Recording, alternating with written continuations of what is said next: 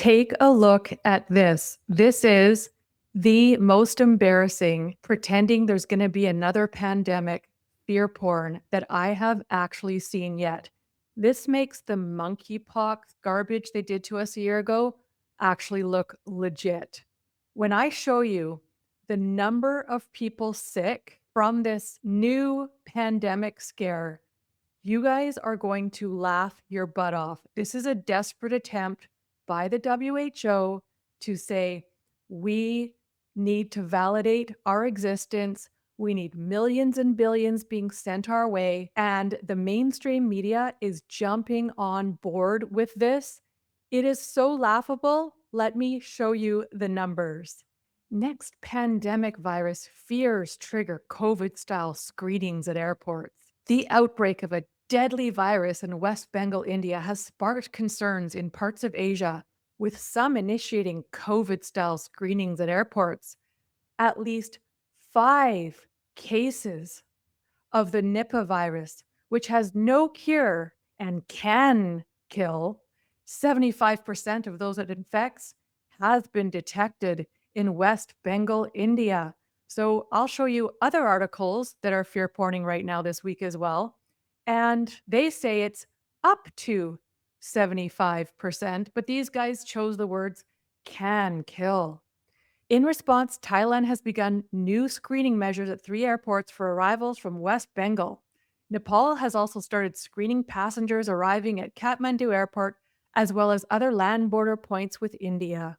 5 healthcare professionals in West Bengal were infected by the virus earlier this month, and 1 is in critical condition. Around 110 people who were in contact with them have been quarantined. Now, if you read other articles, all of those that they tested were negative and symptom-free. So we have 5 healthcare professionals, 1 in critical condition, nobody else testing positive, and nobody's died so far. If you look at how many people actually live in West Bengal, this becomes laughable. The population of West Bengal is approximately 100 million people. So we have 1 person in critical condition from what they're calling a possible next pandemic, but we have 100 million people that live there. And that's just West Bengal. All of India, the population is 1.47 billion people. So this has become mainstream news. Oh my gosh, this may be the next pandemic, and 1 person is sick. I looked up how many people die from traffic deaths in West Bengal alone. In 1 year, 6,027 people die from road accidents every year. And in all of India, 173,000 people die every year from road accidents. But our mainstream media is jumping on board using all these could be, next deadly, COVID-style quarantine, pandemic. Here we go again in 2026. The Nipah virus can be transmitted from animals such as pigs and fruit bats to humans. It can also spread from person to person through infected food. The incubation period of Nipah ranges from 4 to 14 days. It has been described by the World Health Organization as one of its top 10 priority diseases. And if you look at a bunch of the mainstream news articles, you'll see that they're fear porning that they don't have a vaccine for this yet. Gosh, what is it that they want from the world by trying to pretend that we are in the middle of a crisis again? What they want is our money and gain of function research. That's the whole point of these articles, and they use these words to try to scare you. So it's a priority disease alongside pathogens like COVID and Zika due to its potential to trigger an epidemic. Initial symptoms of Nipah are wide-ranging and can include fever, headaches, muscle pain, vomiting, and sore throat. So in other words, just like the flu. Will they start quarantining everybody who gets the flu? In some cases, these symptoms can be followed by drowsiness, altered consciousness, and pneumonia. In severe cases, encephalitis, the inflammation of the brain, which can be fatal, may occur. Isn't that interesting? What else can cause encephalitis that's listed in the monogram? I'm going to try to put this on YouTube, so I'm not going to say it. However, here they say in some cases, no symptoms emerge at all. Last year, the virus was included on a list of 24 diseases considered the greatest future threats to public health by UK Health Security. At present, there's no approved drugs or vaccines to treat this virus. And here's Reuters: Nipah virus fears trigger airports checks across Asia after India confirms 2 cases. And they all do the same thing using interesting words. Here we go. The Independent, Yahoo News. Indian authorities provide Nipah virus updates as number of people in quarantine doubles. Only because they say that they were possibly around these healthcare workers. But none of those people quarantined tested positive, and none of them are sick. They forgot to tell you that in the headline. Here's Ministry of Health in India. Only 2 Nipah virus disease cases reported in West Bengal since last December.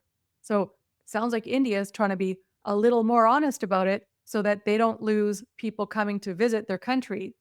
196 contacts linked to Nipah cases traced and found asymptomatic, all test negative.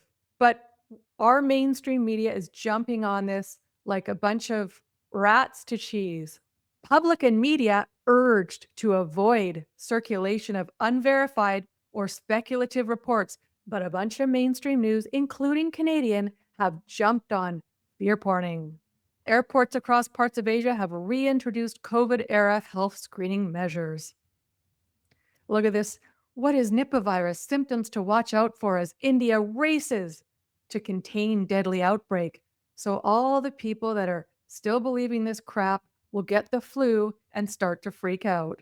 How does this spread? Nipah virus is a zoonotic pathogen that can be transmitted from animals to humans and from person to person. The primary natural carriers are fruit bats.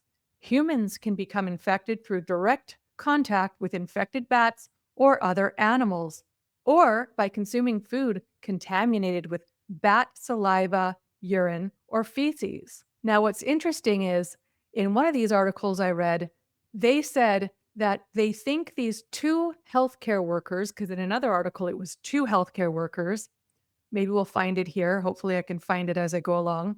But this article said that a guy died in the hospital. They got rid of his body before they tested him for anything. Then 2 healthcare workers that happened to work on him got sick, but they never tested that body for this so-called Nipah virus. So they're just going on the fact that a dead body caused these 2 healthcare workers to become sick. Instead of saying, oh, well, they must have got it from a bat. How convenient that they're trying to say this could be the next huge pandemic, but they're not bothering to dig up this body and see if he had Nipah.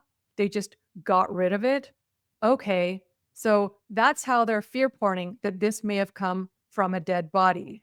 Here they say Nipah virus was first identified in 1999 after an outbreak of encephalitis and respiratory illness among pig farmers and others who had close contact with infected pigs in Malaysia and Singapore. The episode led to the recognition of NIV as a serious zoonotic pathogen capable of crossing from animals to humans. Since then, repeated outbreaks have been recorded in South Asia. Parts of Northeast India and several districts in Bangladesh have reported cases, with Bangladesh experiencing outbreaks almost every year since 2001. In southern India, the state of Kerala reported its first Nipah outbreak in 2018, followed by sporadic cases in subsequent years. Do you notice that they haven't talked about deaths in any of this? Beyond South Asia, Infections have also been reported in the Philippines, with investigations suggesting that they were caused by the Nipah virus or a closely related strain. So it says investigations suggesting, not confirmed, but suggesting. Scientific studies have identified fruit bats as the natural reservoir of the virus. So here they are saying that there's little scares here and there since the late 90s. There's never been a pandemic from this. They don't mention that. But all of a sudden, this week, we are being onslaughted with media talking about this when 2 people are sick in a country with billions of people. So they are desperate for us to remain scared. And so our tax dollars continue to go to the WHO for overbloated salaries and more reasoning for gain of function research, which is super dangerous. And here we go again. Is there a treatment? No, we don't have a vaccine. Oh, good Lord. Oh no, what are we going to do? Here we go again. Reducing the risk of Nipah infection with no vax available. Ugh. It relies on awareness and simple protective measures global health agencies recommend. Public health advice focuses on reducing contact with the virus, whether from bats, animals, or infected people. And people should avoid consuming raw date, palm, sap, or fruits that may have been contaminated by bats, the WHO advises. We're all going to run to listen to the WHO instead of the WHO saying, guys, calm down, 2 people are sick. And there's 1.47 billion people living in India. More people die of heart attacks, car accidents, suicide, drug overdose, cancer. But this is where our mainstream news puts their attention. Interesting that mainstream news also advertises for pharmaceutical companies. So the pharma companies get a wink, wink, free ad out of the deal. Look at this one. What is Nipah virus, the highly lethal disease causing concern across Asia? Sky News, sellout.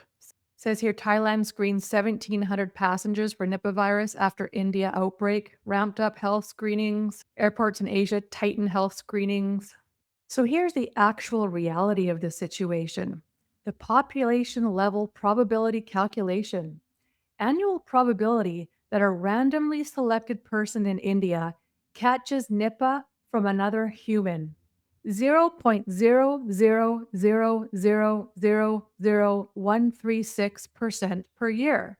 Expressed differently, one chance in 735 million per year.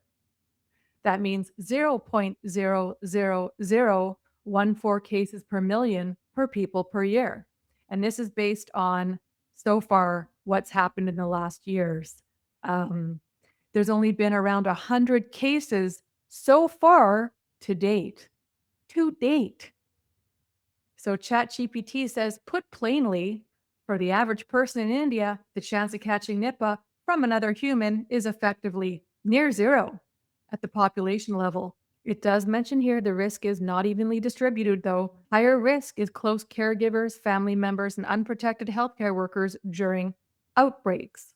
Extremely low risk, general public, casual contact, people outside the outbreak zones. So it's still near zero for healthcare workers and family members. But our dear mainstream media wanted to make sure that they just fear porned another pandemic. Could you imagine if we spent all that money they send to the WHO for gain of function and all that money they send to the WHO to have over bloated bureaucrats try to fear porn us, and instead we spent those billions of dollars on putting people who are strung out on drugs into care facilities to taper them off them, considering how many people die every year of that? But no, there's no money in it for big pharma. Thank you for tuning in. I'm Odessa Orlowitz with Liberty Talk Canada. Please subscribe, like, and share this so that your neighbor next door who's still buying this stuff can have a reality check that there's just nothing to worry about. Thanks for tuning in. See you next time. Did you know if the banks do a bail-in, they can take the contents in your bank vault? But storing your gold and silver at home could be a huge security risk. Every day our dollar is worth less and less. Inflation is stealing the only savings families have. Now more than ever, it's so important to hedge the savings you've worked so hard for. Banks have been failing all over the world and social credit has all but arrived. But did you know you can do wholesale price vaulting and retail delivery from the most prestigious, reliable company in Canada? Did you also know if you decide to leave Canada, your gold and silver can be sent right to you after you arrive to your destination? The only company I personally use and trust are those awake guys at New World Precious Metals. Take control of your family's future. You can just click the link in my show description or type in the web address libertytalkcanada.ca/gold to get on their mailing list, attend their webinar, or book an appointment. Let them know Odessa sent you. Restore Effects is the leader in professional paintless clear coat repair. Perfected over 2 decades, our product system surpasses traditional clear coat fixes to pave the future of vehicle reconditioning. Restore Effects permanently removes 99% of damage to your clear coat by replicating and restoring the original paint finish. Reset your vehicle's appearance or put your business fleet's best foot forward, all without repainting. Visit restoreeffects.com and find a center near you.